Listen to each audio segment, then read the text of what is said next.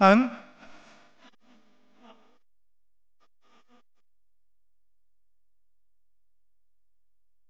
Hmm.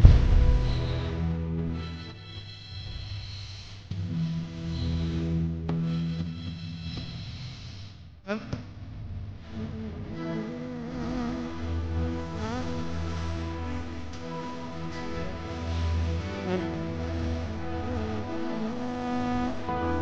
Đó.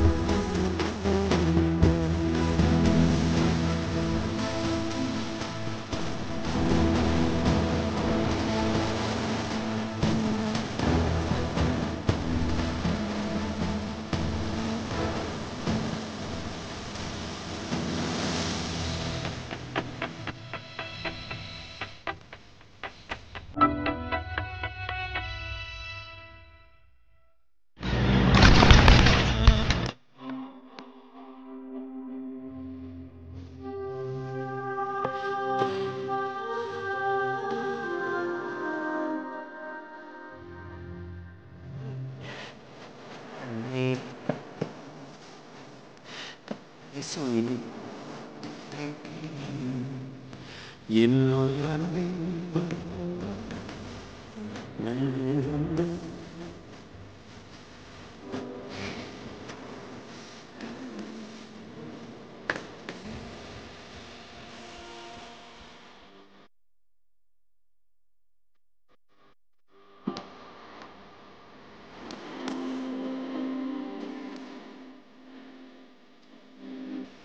Ta da.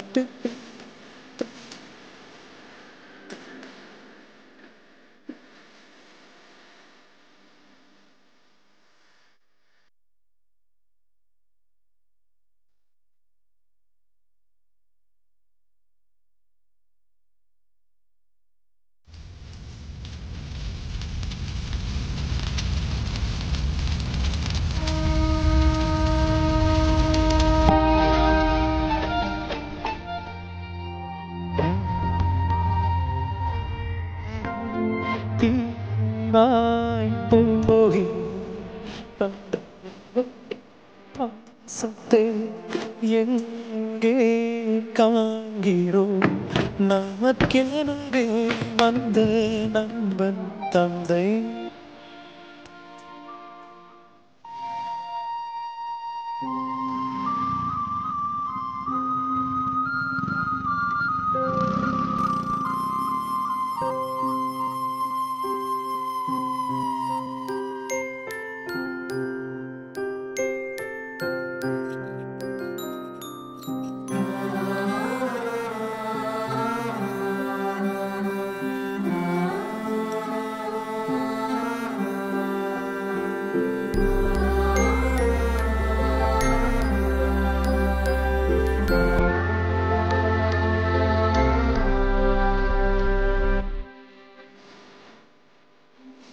மொபைல push வந்துருக்கோம் purchase பண்ணிட்டு வரேன்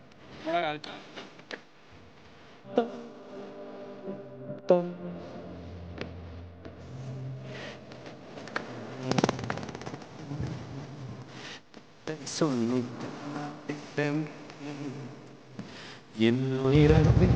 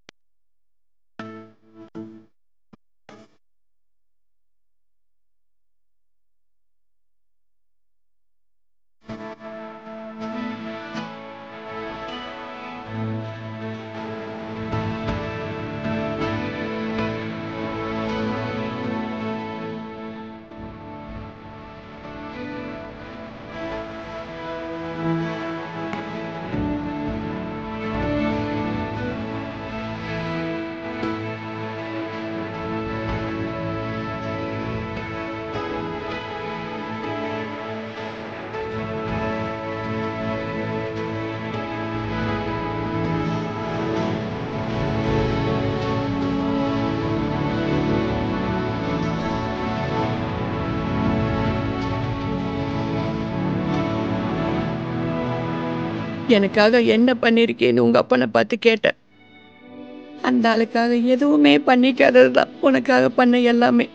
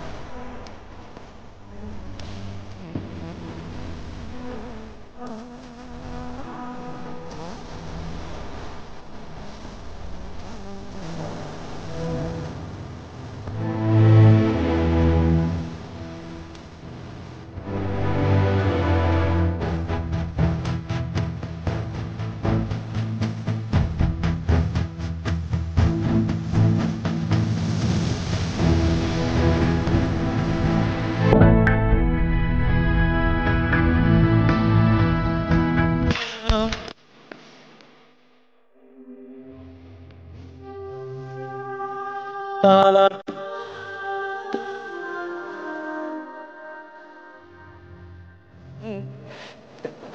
நீ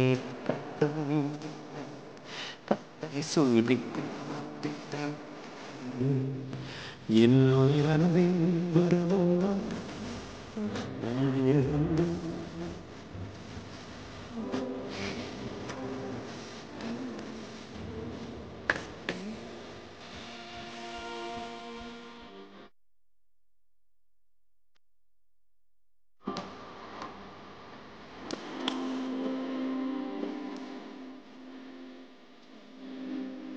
தாலாட்டு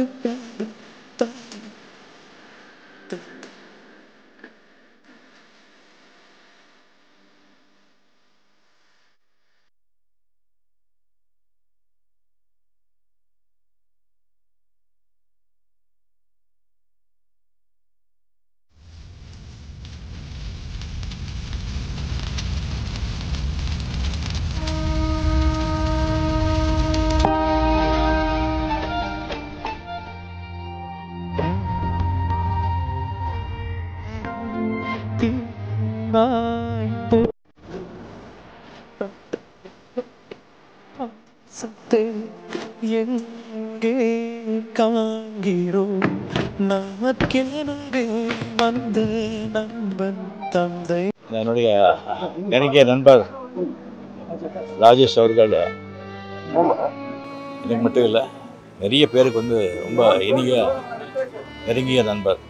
அவர் வந்து பெரிய ஹீரோவோ இல்லை பெரிய குணசித்த நடிகரோ இல்லை பெரிய ப்ரொடியூசரோ டைரக்டரோ அரசியல்வாதியோ கிடையாது. இருந்தாலும் தமிழக மாண்புமிகு முதலமைச்சர்லேருந்து இசைஞானி இளையராஜாவிலேருந்து எல்லா பிரபலங்களும் வந்து ஒரு மறைவுக்கு அஞ்சலி செலுத்துகிறாங்கன்னு சொன்னால் அது ஒரு எப்படி வாழ்ந்தாங்க அப்படின்றதுக்கு ஒரு சான்று. இந்த ஆடு தொடாத இலையிலன்னு சொல்கிறாங்க, அந்த மாதிரி அவருக்கு தெரியாத விஷயங்களே கிடையாது. நிறைய படிப்பார், நிறைய விஷயங்கள் தெரிஞ்சுக்குவார். உலகில் இருக்கிற எல்லா சினிமா, அரசியல், விஞ்ஞானம், மெய்ஞானம், ஆன்மீகம், மதம், ஜாதி எல்லாமே அவருக்கு தெரியும். தேடுதல், அவ்வளோ தேடுதல். அவருக்கு தெரிஞ்சது வந்து எல்லாருக்கும் தெரியணும்னு சொல்லிட்டு பாடுபடுறாரு. காலை கூட வந்து என்னுடைய வாழ்க்கையை பற்றி தான் ரொம்ப பேசிக்கிட்டு இருந்தார். அவங்களே உன் படம் நல்லா வரணும், இது பண்ணணும், என்னுடைய திருமணத்தை முடிக்கணும், அடுத்த வாரம் வந்து என்னோட நிச்சயதார்த்தம் நடக்கிறதா இருந்துச்சு, அதை தான் பற்றி தான் இன்னைக்கு காலைல வரைக்கும் பேசிகிட்டு இருந்தார். என்னுடைய ட்ரெஸ் எல்லாம் பேசி பார்த்துட்டு இருந்தார். கண்டிப்பாக உனக்கு ஒரு நல்ல விஷயத்தை அமைச்சு கொடுத்துட்டு தாண்டா இந்த உலகத்தை விட்டு நான் போவேன்னு சொல்லிட்டு இருந்தார். கடவுள் அப்பா போயிட்டாங்க. சிறு வயதிலிருந்து ஒரு 8ஆம் கிளாஸ் 9ஆம் கிளாஸ் படிக்கிறதுலேருந்து நான் நடிகன் ஆகணும்னு ஆசை, நான் பிற்காலத்தில் நடிகனாவேன் அப்படின்னு சொல்லிக்கிட்டு இருந்ததெல்லாம் எனக்கு ஞாபகம் இருக்குது. திரைக்கலைஞர்களில் குறிப்பிடத்தக்க இடதுசாரி சிந்தனையாளர் நடிகர் ராஜேஷ் அவர்கள். அவருக்கு வந்து சினிமாவை பத்தி எல்லாமே தெரியும். ஸ்க்ரீன் பிளே எப்படி பண்ணணுங்கிறது பாக்யராஜ் சார் தான் அதுல மிகப்பெரிய ஆளு. ஆனா பாக்யராஜ் சாரே ரொம்ப ஆச்சரியப்படுவாரு, உங்களுக்கு இவ்வளவு தூரம் தெரிஞ்சிருக்கேன்னு சொல்லிட்டு. எங்களுக்கு வந்து அவர் ஒரு என்சைக்ளோபீடியாவா இருந்தார். எந்த கேள்வி கேட்டாலும் பதில் கிடைக்கும். அந்த அளவுக்கு ஒரு பெரிய அளவுல படிச்சவர். எல்லாம் தெரியுங்கிறோம், நமக்கு எதுவுமே தெரியாதுங்கிறது ஒவ்வொரு நாளும் இயற்கை எங்களுக்கு சொல்லிட்டு இருக்கு. கம்யூனிச சித்தாந்தத்தில் மிக ஆழமான புலமை உடையவர். அந்த மேடைகளில் என்னோடு நிறைய பேசியிருக்கிறார். எனக்கு செந்தாமரையும் ராஜேஷும் நியூமரலாஜியும் அஸ்ட்ராலஜியும் சொல்லி கொடுத்தது அவங்க தான். மிகச்சிறந்த அறிவாளிகள் ஒருத்தர். நிறைய அவர்கிட்ட பேசிட்டே இருக்கலாம், எதை பத்தி வேணாலும் பேசலாம். ஆங்கில இலக்கியங்களை பற்றி அவ்வளவு அறிவுபூர்வமான ஒரு நாலேஜ் அவர் தெரிவிச்சு வச்சிருப்பாரு. இறந்தது போல் தெரியவில்லை, ஆழ்ந்த உறக்கத்தில் கனவு கண்டு கிடப்பது போல் ராஜேஷ் துயின்று கொண்டிருக்கிறார். அப்புறம் சினிமாவை பற்றி நிறைய தேடி தேடி தேடி படிச்சு, அவர் படிக்காத சினிமாவை பற்றிய புத்தகங்களே கிடையாது. அவர் எந்த கஷ்டமும் இல்லாம ரொம்ப நிம்மதியா போய் இறைவனடி சேர்ந்தாருங்கிறது தான் நம்மளுக்கு ஒரு ஆறுதல். நினைச்சதை சாதிச்சு ஒரு நிறைவான வாழ்க்கையை வாழ்ந்தவர் ராஜேஷ். நாலேஜ் அவருக்கு, அந்த சினிமா மேல அவ்வளவு ஆசை, வெறி, ஃபிங்கர் டிப்ல வச்சிருப்பார் எல்லாத்தையுமே. ஒரு நல்ல புன்சிரிப்பாக இருப்பார். அவர் கோவப்பட்டு நான் பார்த்ததே கிடையாது. இந்த தலைமுறைக்கும் போன தலைமுறைக்கும் வந்து அந்த பழைய வரலாற்றை கடத்துற ஒரு பாலமா, ஒரு லைப்ரரியா அவர் வந்திருக்காரு. அட்வைஸ் பண்ணிட்டே இருப்பார். அவர் வாழ்க்கையில வந்து அவர் ஒரு டீச்சர் மட்டுமா தொழில் ஆரம்பிக்கல, அந்த டீச்சர் கடைசி வரைக்கும் எல்லாருக்குமே ஒரு ஆசிரியராக தான் இருந்தார். விடாமுயற்சிக்கு அண்ணன் பெரிய உதாரணம். அவரை பற்றி நான் வந்து இப்படி இந்த ஒரு சூழ்நிலையில் பேசுவேன்னு நான் கொஞ்சம் கூட எதிர்பார்க்கவே இல்லை. எனக்கு இந்த நிமிஷம் வரலாம் கூட நம்பிக்கையே இல்லை. இது ரொம்ப வலிக்குது. ரொம்ப வேதனையா இருக்கு. போன வருஷம் வரலாம் என் பிறந்த நாளுக்கு அவர் வந்து என்னை வாழ்த்தினார்.